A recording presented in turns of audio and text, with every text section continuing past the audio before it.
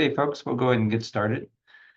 First of all, this is being recorded. In the event that you have to drop off early, or if you have any colleagues you want to share it with, Haley Hansen, who is our Supreme Administrative Helper, we'll make sure this recording is made available on the Provost website. If you have any trouble locating that, please contact me. In fact, and I offer this at all these things, if you have any questions or just want to talk, please feel free to reach out to me. My name is Doug Call. I'm the Senior Vice Provost here at WSU. I work primarily in the realm of faculty affairs.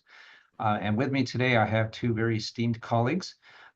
Rennie Christopher is the Vice Chancellor for Academic Affairs from WSU Vancouver campus, and Haluk Bainal is the Associate Dean for Research. Is that the full title, Haluk? Yep. Associate Dean for Research and Graduate Studies. And there is more. There's more. I thought so. Okay. And then our College of Engineering and Architecture. So these folks have been with me on this journey for a couple times now, and have just been really fantastic resources. So what I'm going to do is share my screen and take you through a series of slides and pontifications, some of which you may disagree with, and you're always welcome to challenge me. But more importantly, at the end of this, we'll open it up for Q&A, and you can wander all over the landscape in terms of the types of questions you would like to see addressed in the process. Today's talk is for promotion to tenure-track professor. I have 3 other town halls on the other various levels of promotion and rank or track. Please forgive me if I mix things up occasionally, because sometimes I do. I can't remember which talk I'm talking on. So I will hit the share here.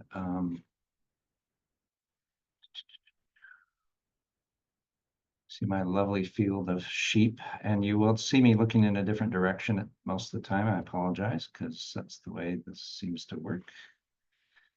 Okay, there we go. Can you see my screen okay? Excellent. Okay, so promotion to tenure-track professor. Oh, and I should also mention, go ahead and enter any questions in the chat. I can't see them while I'm giving the talk, but we can come back or somebody can flag me along the way.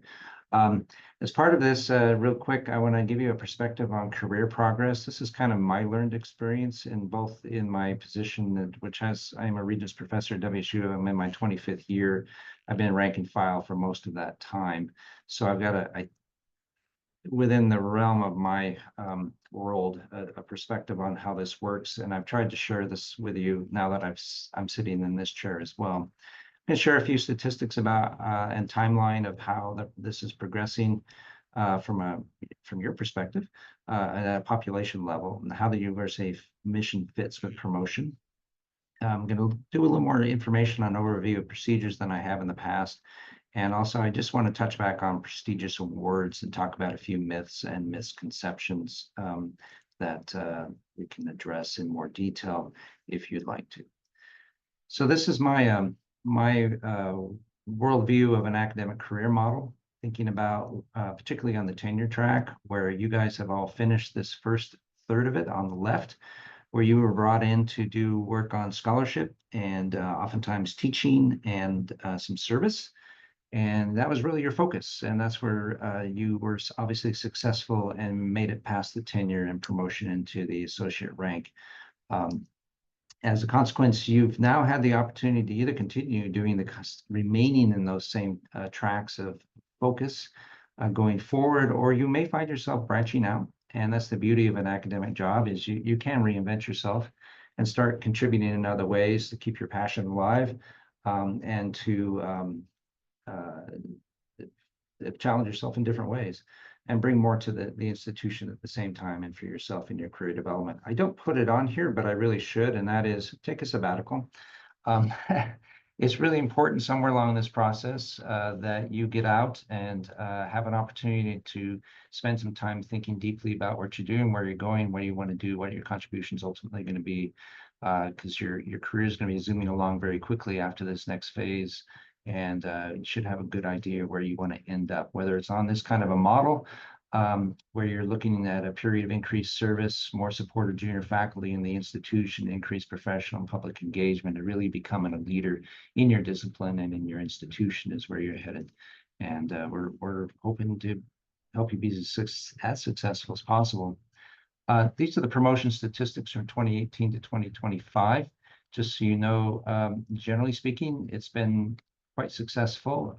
We've had about a 95% success rate in the promotion, with the majority of has been 2/3 male, 1/3 female, approximately, in terms of those cases, although that's starting to shift as we've had more women coming through the tenure-track ranks. But the more important take home here is that this level of promotion tends to be both, actually at both levels, associate and the professor. We have our people come well prepared. They've been well coached on how to prepare the materials. And if you don't feel that way, we have some resources, and I can point you to some people within your own colleges who you should reach out to for some additional guidance. This is a bit more detail on the distribution by campus, by sex. I'm not going to go into this one. What I really want to spend a tad bit more time on is time and rank before promotion and tenure for a professor. So this is just a frequency distribution, your tallies on your y-axis, number of cases. Again, this is limited to 2022 to 2024, but it gives you a flavor of what this looks like. We do see a spike of promotions in the expected period around years 5 and 6, and then a bit of a tail that can go out for quite some distance in terms of time. One of the important things here is you can promote even if you've been at associate for longer than you've been comfortable. What we need to do is talk and figure out how to best align your activities and with what your unit's looking for to get yourself well positioned in order to move forward in that promotion track. Remember that in promotion to professor, once you're tenured here, you can go up more than once. I mean, it's not an in and out like a tenure. So you do have opportunities to revisit this opportunity, should you not make it in the first round. Promotion process begins fairly early in the year. So right now is actually, if you were going up this coming fall, your packet's going to go in. There's some changes I want to talk to you a little bit about, but right now I want you to be thinking about your external reviewers. Getting these identified early in the process is really important. Up to at least 2 of you. So you're going to end up with at least 4 letters from your external reviewers. 2 of those can come from you. However, you can have more letters of recommendation from external reviewers. All of those letters do go into the packet. If any of them are identified as having a conflict of interest, they're still there, but we move them into the supplemental information as supporting conflicts of interest being defined as people you've been working with, and you know the usual routine on that. But if you have any questions, please holler, and I can address those in more detail. We do recommend an intensive annual review either this spring, or the year 4 in this particular case, last year. Just to make sure that you're aligned with expectations and you feel like you're ready to go forward. So prep those materials for your department in the spring. Your chair and director can contact those external reviewers. This is one of our biggest roadblocks. I can't emphasize enough getting an early start on these because people are busy, and it seems as time goes on, it's getting harder and harder to get reviewers to finish their jobs in a timely fashion. So keep that high on your priority list. In the fall semester, your department is going to go through your dossier. They're going to do a full review. Your faculty colleagues who are eligible will be providing faculty recommendations. All of that's going to go to the chair and director, and they're going to write what's called an administrative review form for you. And then that is normally moved forward to the college. Colleges typically have a promotion and tenure committee that does a review. And then the dean works to complete an additional review, and where appropriate, the BCAA is also, or applicable, is also involved. And by the way, the chair is also interacting with your academic directors if you happen to be on a non-Pullman campus during their review stage as well. Then we got this, ultimately then comes to the provost committee for yet another review. So you got a lot of eyeballs on this material. So you also, that really helps in terms of issues with bias, just so you know. That's one of the reasons we do this. And then ultimately the vice provost, and that is me, will be conducting a review, and then it ultimately goes to the provost for a decision on how this is going to go forward. I've got a couple asterisks on that box on the far right, upper right there. Those represent a change in the process that we've proposed. This is coming from the provost. which would allow the candidates an opportunity to review and correct any factual errors and offer rebuttal after the chair review and again after the dean review. So this will be, assuming the faculty senate agrees to this, we have verbiage in front of the Senate right now.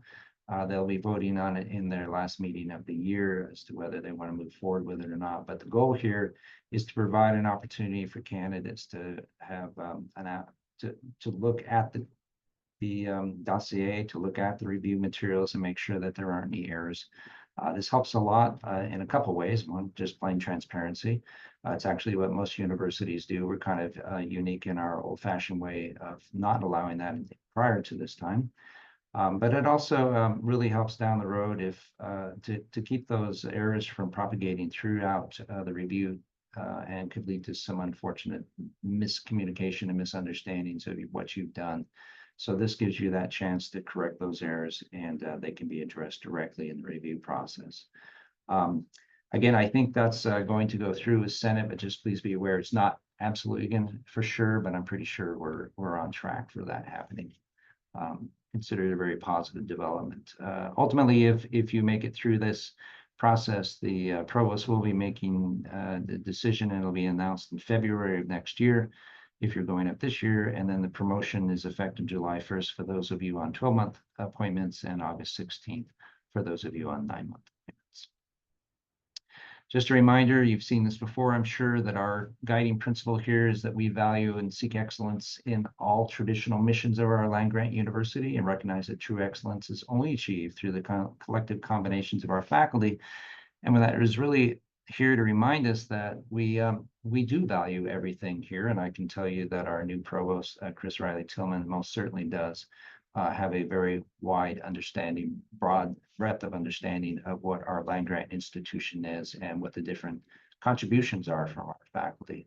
And that does, of course, include teaching.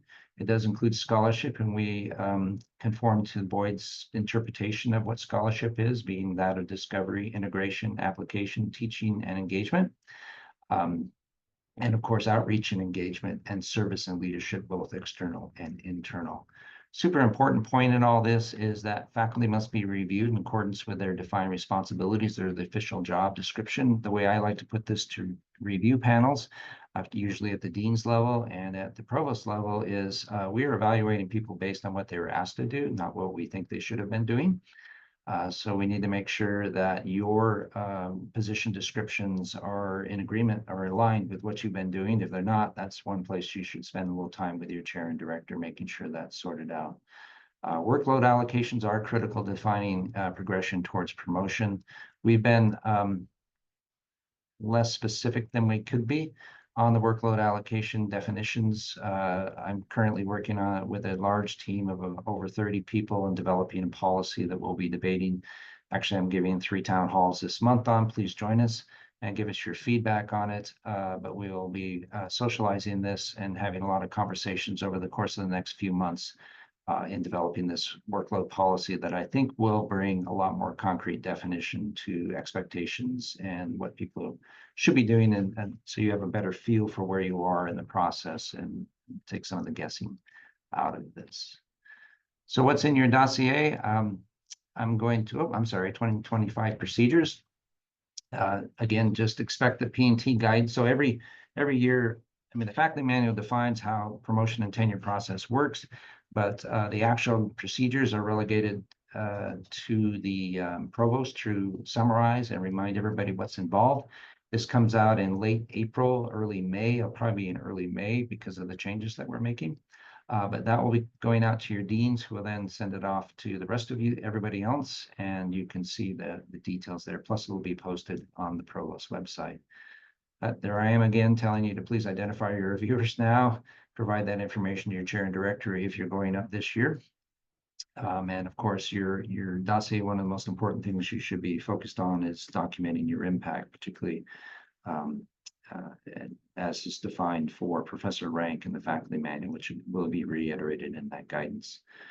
These final dossiers are due to the provost in late October. Your deans will be giving you a timeline for when these materials need to move forward to the to the chair and ultimately to them so they can get everything done. And it is an unbelievably time-consuming process that never has enough time. So we're going to do our best to keep things moving forward, including allowing you the opportunity to provide feedback and still try and keep this all within our current timeline. We'll see how this works the first year, and if it doesn't, we'll have to make adjustments next year.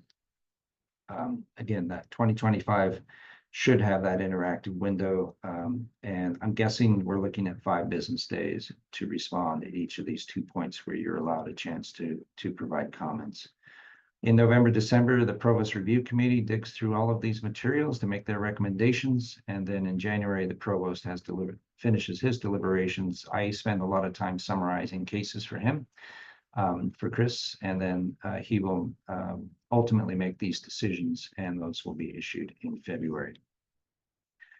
Real quick reminder, what's in that dossier, and this is laid out very much as you would it is exactly what I see in the Teams site. So every one of you will have your entire dossier presented on a Teams site for the Provost office. It has the administrative recommendation forms that includes the materials that came from the chair, the dean, and the VCAA where appropriate. And again, the academic director is going to be adding input with the chair if that fits with your campus situation. Your 2 rebuttal forms. Probably 2 pages, again, new in 2025. If you decide to issue them, those will be included. Your current CV, your teaching portfolio, just for those who are going up this year, and this has been a standard practice for some time now. That portfolio is limited to 5 pages unless you're in the health sciences, and then it is a 25-page max for your teaching portfolio. In days when I was here, we were allowed to have context statements in 3 areas: research, teaching, and service. We now more or less let you just give us a 6-page context statement to touch on those topics and any issues that you feel may arise and should be taken into consideration in terms of your progress and productivity in your position. Your file will have your past annual and intensive reviews. It will have your external review letters, and of course, supporting materials, which would be preprints, pubs, and other letters or other products that you've produced. And then this is really important for our provost committee, is there will also be a copy of the department-owned college P&T criteria, because those committees are very diverse, and we try to make sure we have representation across the college in each topical area. As a consequence, having those criteria at their fingertips really helps them understand what you've been asked to do and evaluate from there. And of course, faculty advisory recommendation forms will also be in your file, although those don't typically go forward to the Provost Review Committee. Other details: intensive reviews again in the spring. All qualified unit faculty in a minimum of 5, and if you don't have 5 qualified unit faculty, your chair will work with us to identify. Well, they'll identify outside reviewers who are disciplinarily appropriate, invite them, and we will approve that here at the Provost's office. That's typically a very simple step, but it is to ensure that you have a minimum of 5 reviewers from a faculty perspective. All tenured professors submit recommendations for tenured associate professors promotion to full. Colleges may permit your career track professor faculty to participate in this process as well, and that really does vary depending on the college on whether that's allowed or not. Your external reviewers do not receive your past annual reviews. A minimum again of 4, and all are forwarded. Everyone that's received has to be forwarded. You can't be selective. And this will be all managed by the chair, by the way. So you don't have to worry about that. They do all the invitations for the external reviews. They will manage all of that material, make sure it's uploaded.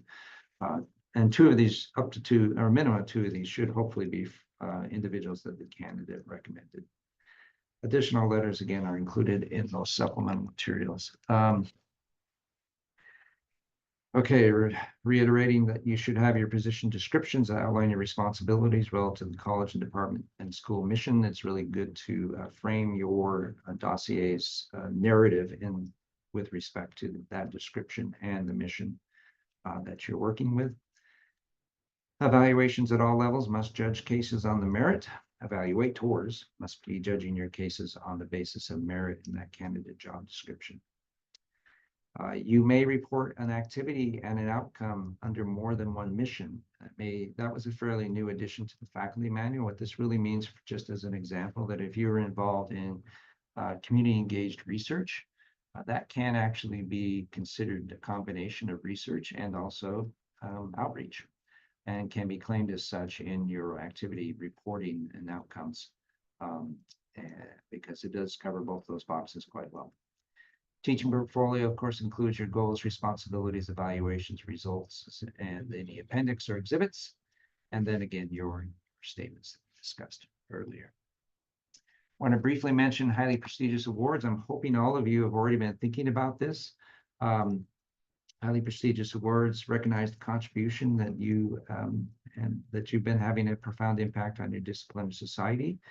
It's really nice because it gives us an outside review of your success. And that really brings a lot of value to not only your promotion, but also to WSU. And so your institution dearly values this kind of recognition. Oftentimes these have global recognition, and quite frankly, they can transform the recipient's career. These are compounding things. Getting one very prestigious award is often leveraged into receiving additional ones. And that's in part because this compounding effect of independent review by prestigious organizations builds confidence in that assessment, and it becomes can actually build on each other as you go forward. Ideally, you've started this process back when you were an assistant professor, engaging with your professional societies. As an associate professor, seeking fellow status in professional societies is oftentimes a very good way to do this. I'll just throw out an example of being a fellow in the AAAS. Is something that really helps. It's also something that you need to advocate for with your senior faculty, because sometimes they're not thinking about these things, and you need to remind them. If you're in a position where you think you are a candidate, for example, of a AAAS fellowship, fellow's title, that you should, again, talk to your chair, your director, and any senior faculty colleagues of yours about the opportunities to be nominated into those. And ultimately, after becoming a professor, you can start to think about other things, opportunities. Also, AAAS here, it's possible even at the associate level, but it's more likely at the professor. But membership in national academies, and there's just a whole variety of highly prestigious awards. I have a list of about 300 of them, actually, that could be considered. And if you're interested in learning more about that, let me know. It is an ongoing process. It's something you should be deliberate about, to be thinking about, to build that portfolio that recognizes your contributions. Quick note on myths and misconceptions that we've heard about, even at the level of professor. One, that teaching and service don't count, only research counts. That's not true, certainly not true under our last provost or our current provost. We strongly value teaching, excellent teaching and service contributions to the institution.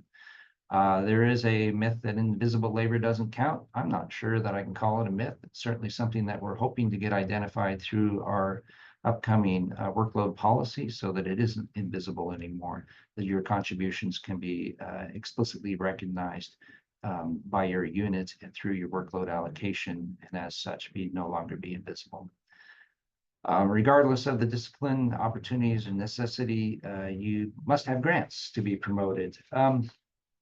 That is, and in biomedical sciences, only NIH grants count. And I've heard this said that's about folks in my college, which is the College of Veterinary Medicine, that they somehow think that the provost's office is looking for an NIH grant. That's actually not true. It's what your chair or it's your department or school is looking for, and we follow the standards that they and the college have set up for your progress. They're the best guide for the expectations on the funding sources. More often than not, it is about sustained funding on the research side, not the actual source of that funding, that makes as much difference, although there are obviously trade-offs between federal funds and private funds in terms of F&A. Assuming that's still the case 6 months from now, we'll see how that goes under the current administration. There in some disciplines, it may be that only sole first authored publications count. By the way, you're also encouraged to do interdisciplinary work, which makes that very hard to do. At the provost level, that is, we're not concerned about seeing sole and first authored publications. If your discipline demands that that's the case, then you obviously need to pay attention to that. That's the standard that you're reaching for. But certainly as this comes up to our level, there's no set rule on the order or number of authors on these documents. There was a rumor for many years that you don't write context statements because it's perceived as weak. We actually encourage context statements to help us understand your journey. It's part of your narrative and why you made certain decisions and what priorities you made in different components of your job. So please do provide a context statement to help us better evaluate you and more fairly evaluate you. There's a rumor that don't get involved in undergraduate research. Going forward here, that actually may be one of the most important things we should be doing in order to move research forward. And it is most certainly valued here at the Provost's office. It's harder to get tenure and promotion off the Pullman campus. If we look at the numbers, there's no evidence of that. I can say that very definitively. And this is also true with it's harder to get promotion if doing community engaged research, and I've not seen any evidence that that's the case either. Now, caveats on these last two is typically at this level of promotion, you are talking to your chairs and directors about moving forward, and you might be getting told, don't do it, you're not sufficient, and you may be in a situation where you feel that it's harder because you're, say, for example, doing community engaged research. Please reach out to me. Let's talk and just see if we can get things in alignment on those circumstances. But as far as once those packets go forward, there's no evidence that it's any harder to gain promotion if you're in these categories. My slides will also be available, and I've got a few resources here I'm not going to walk through right now because I'd like to get to the Q&A stretch. And Haley put our last year's guidelines on a link there in case that's of any help to you. And I don't, again, anticipate that they'll change other than the fact that we are going to try and build in this review opportunity after the chair and after the dean. All right, now I pontificated. So what questions do you have? What can we help you with at this point? Oh, actually, before we do that, Rennie, would you like to add anything to this? Yeah, I just have one piece of advice that I would like to share. Before I say that, though, I hope my eye doesn't look too bad on screen. I have a burst capillary in my eye, so the white of my eye is all red, and it doesn't look too bad on my screen, but I hope I'm not looking like a horror movie on your screens. It's fine. It's not a problem. It just looks bad. So I apologize. So here's my advice. Before you go up for promotion, do an intensive review and pay attention to the outcome of that review, because the people who will be participating in that intensive review are the same people who will be voting on your promotion. And so following any advice that you get through that intensive review process is really vital. That's the best advice that I can give you at this stage in your careers. And by the way, nice to see some Vancouver folks here. Hi. Excellent. Thank you, Rennie. Luke? Doug, I know that you're going to ask this question, and I was thinking about what would be the best advice I could give. I was thinking about, since I became a faculty, I had one principle: have fun. Think about it, why you took this job. All of us become academia. We could have go to industry, make more money, and have a different lifestyle. We took this job because there was something appealing to us. Part of it's research, part of it's teaching, part of it's serving and helping the community. There are a couple of bullet points I want to reiterate for everyone. Develop the habits, like update yourself and look at for new opportunities. Doug, you mentioned about this undergraduate research doesn't count. Actually, I want to reiterate this message. One of the success stories comes hiring excellent graduate students. The best way of finding excellent graduate students is the hiring an undergraduate students and doing undergraduate research and bringing them to graduate school. Some of them doesn't stay here because of many reasons, but some of them stays and they can be excellent student you have. And another thing is in terms of research, I actually give this advice to everyone. Don't submit proposal to everything you see. It is like there is this Chinese saying that don't run after too many rabbits. If you see one rabbit, go after it. If you run after 3 rabbits, you won't get anything.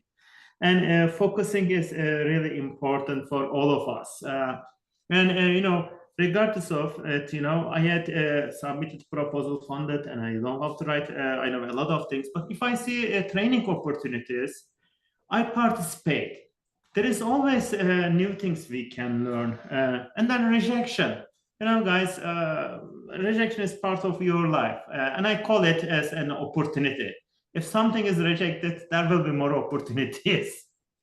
Don't take it in negative way.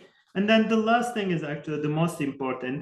When you submit your package, make sure that you don't have 0 in any of them. Make sure that you contribute teaching. You're an excellent teacher. You care about the student, and they come here for a reason, and you satisfy their learning needs and contribute to research and service. I think that's it. Thank you, Doug. Great, thanks you, Luke, and thank you for reminding us. We did come here to enjoy our careers. You are being paid to be creative. There's very few jobs that let you do that and have the license to define what that creativity really looks like. So a couple questions popped up here, comment on early promotions and a comment on that huge range in promotion times. It's typical for promotion to full to happen starting in your 5th year, much like it would in the earlier timeline. You saw some earlier dates on that distribution. That's partly because we have occasionally hired people in the level of an associate rank with expectation that they would go up for tenure, and promotion as early as 3 years. So there's some negotiated cases where you'll see that earlier. The ones that go out later, either they are not feeling confident or they're being discouraged. I don't know which. There is a long range on those. So keeping your eye on the ball, understanding what the expectations are. We want everyone to get promoted. I don't want to see anyone stuck in the associate rank. Keep striving. We want you to keep growing in your career. So again, reach out and talk to people, myself included, if you want to just figure out that there's a better way to approach and get yourself aligned for that promotion. Questions? I would just add to that, Doug, that I completely agree. We want to see everybody get promoted. And on my campus here in Vancouver, we've had some of the people in that bar of more than 13 years are people from Vancouver. And they're people who got stuck for a while and got back on track, right, and built the record that earned them those promotions. And so it's never too late to do that, but you have to get on the track to do the things that are valued in your department and your college, which will get you that promotion. And if you do those things, it's not ever too late. Claudia asked, can the current funding cuts impact promotion to full professor? Right now, we don't know what's going to happen, Claudia. It's not looking encouraging. I would agree on terms of total funding landscape, and certain disciplines in particular are going to be tough, and people may need to pivot in ways to find funding and potentially different lines of academic pursuit. I'm hoping that's not the case, but we do have 4 years at least to live through this process and see where things land. Depending on how things go over the next 6 months, we may be coming up with some guidance. At the moment, we just don't know and can't really answer that. I don't think it's affecting this year's. Everything's gone along here far enough that it shouldn't be a significant impact for most people. If it is, make sure that's built into your contact statement. It's going to start to become more important as later cohorts move forward and have been impacted by these changes, depending on how deep they are and how long they last. So we're keeping an eye. there's another possible interpretation of that question, Claudia, which is, are we going to prevent people from applying for promotion because we can't afford to pay the raises that come with it? The answer to that is no. No. I'm sorry. I thought I am so. Well, it could be either your interpretation, Doug, or mine are both a valid interpretation. So I just wanted to be sure that I said no. We're not going to tell people they can't go up for promotion because we can't afford to promote them. That is not a thing. That is not a thing. Thank you, Rennie. I went strict you. to the federal changes and grant opportunities, but yeah, I think now reading the question, you were closer to what we should have been answering. So, other questions or thoughts? Brian.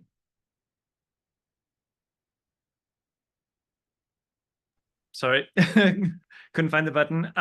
Thank you for the presentation. This is really helpful. I had a question about the forthcoming workload policy as it sort of intersects with all of this. I've heard bits and pieces about it, and one of the things that I've heard is that it's being considered to sort of add administration as a sort of formal percentage category into things like workload allocations and job descriptions, because different units, different colleges, different departments treat those differently. So, for example, I hold an administrative appointment in my college and the director of graduate studies, but my percentages are still 40, 40, 20. But my letter says I'll get a course buyout for course release, excuse me, not course buyout, course release for my administrative duties, which is, it translates as the same work, but it's not written down anywhere as a percentage. And that, I don't know whether I should try to change that, but anyway, so I was thinking in the context of this workload policy, whether that'll be more formalized. Is that something that's being considered? Oh, yeah. Well, that's our recommendation, Ryan, is that those kind of arrangements, which are perfectly valid, be written in your workload policy at your unit level. And that would be, for example, I'll show examples, or I can show examples at the at town halls on this, where if you have a workload that is different from the baseline as defined in your unit and relative to your college and the provost policies, for example, an extra course release, you simply state that that's because that's what I'm doing for this role as a director of graduate education. And that's fine. Then it's documented. Thank you. Yeah. Yeah, we want people's efforts to be explicitly documented so they're recognized explicitly.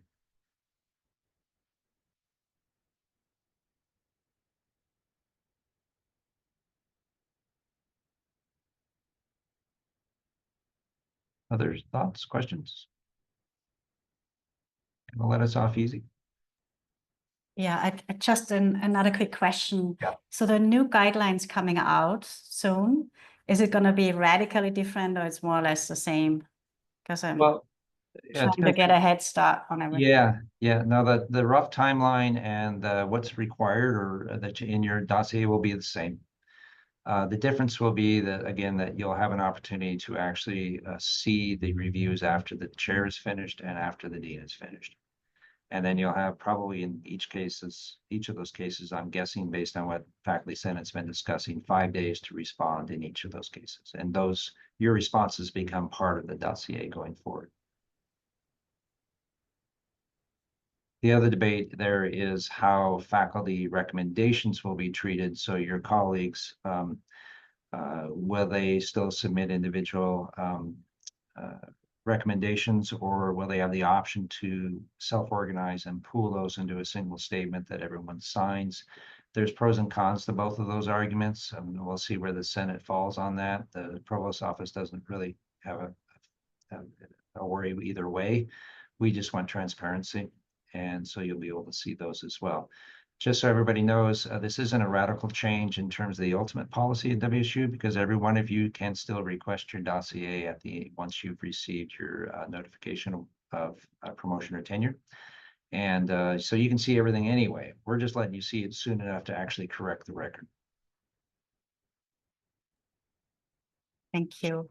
Yeah, you bet.